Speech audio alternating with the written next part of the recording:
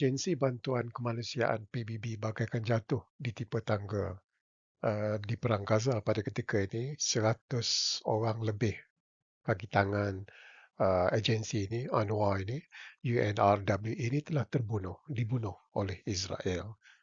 Dan 2-3 hari lepas, beberapa negara utama yang menderma memberi bantuan kewangan kepada UNRWA seperti Amerika Syarikat, Australia dan beberapa negara Eropah telah memberhentikan bantuan kewangan ini. Kenapa mereka berhentikan? Ini adalah agensi yang ada, yang antara satu-satunya yang ada di Gaza pada ketika ini. Tapi kenapa negara-negara tersebut memberhentikan bantuan kewangan?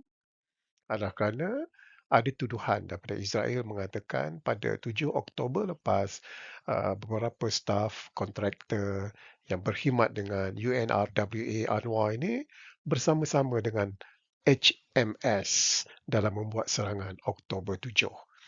Belum dibuktikan tapi itu adalah tuduhan daripada Israel. Dia macam inilah. HMS menyerang Oktober 7, Israel membalas dengan begitu hebatnya, dengan tanpa peri kemanusiaan, yang lebih sangsaranya adalah penduduk awam Gaza yang mungkin tiada kena-mengena dengan serangan HMS 7 Oktober. Jadi sama juga apa yang dilakukan oleh negara-negara seperti Amerika Syarikat dan negara Eropah memberhentikan bantuan kewangan. Maksudnya mereka nak menghukum seluruh penduduk Gaza kerana beberapa staf kaki tangan yang bekerja dengan UNRWA telah terlibat dengan serangan Oktober 7. Maksudnya, akhirnya yang berana adalah orang Palestin, penduduk Gaza. Kenapa tidak dikatakan tunggu siasatan dan hukuman diberikan kepada yang terlibat, bukan kepada penduduk Gaza. Jadi ini yang dikatakan, saya tak faham kenapa diberhentikan kepada UNRWA ni, tapi kita perlu ingat bahawa Israel sering menuduh UNRWA ni bersengkongkol dengan HMS. Jadi itu yang dikatakan yang menjadi isu sensitif pada ketika ini.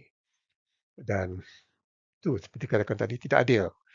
Dahlah Israel menyerang habis-habisan, mengatakan tidak dapat dielakkan kemusnahan harta benda, kematian penduduk Gaza, dan kini UNRWA juga menjadi mangsa serupa dengan apa yang dilakukan oleh Israel. Hakikatnya betul, Amerika Syarikat, Jerman, Eropah, negara Eropah, EU dan Sweden, Jepun adalah dikatakan top 5 yang paling banyak memberi bantuan keuangan.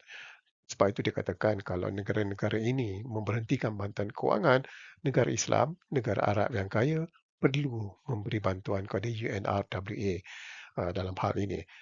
Kerana pernah satu ketika, 2009 kalau tak silap saya, penderma dari negara Arab dikatakan yang paling terbanyak pada ketika itu memberi bantuan kepada UNRWA. Ketika ini, negara Arab yang kaya perlu tunjukkan bahawa mereka boleh dikatakan menggantikan negara-negara besar itu, negara barat itu, daripada mereka berhentikan derma, negara Arab pula mengambil alih. Kerana UNRWA ini banyak membantu penduduk Gaza ketika ini.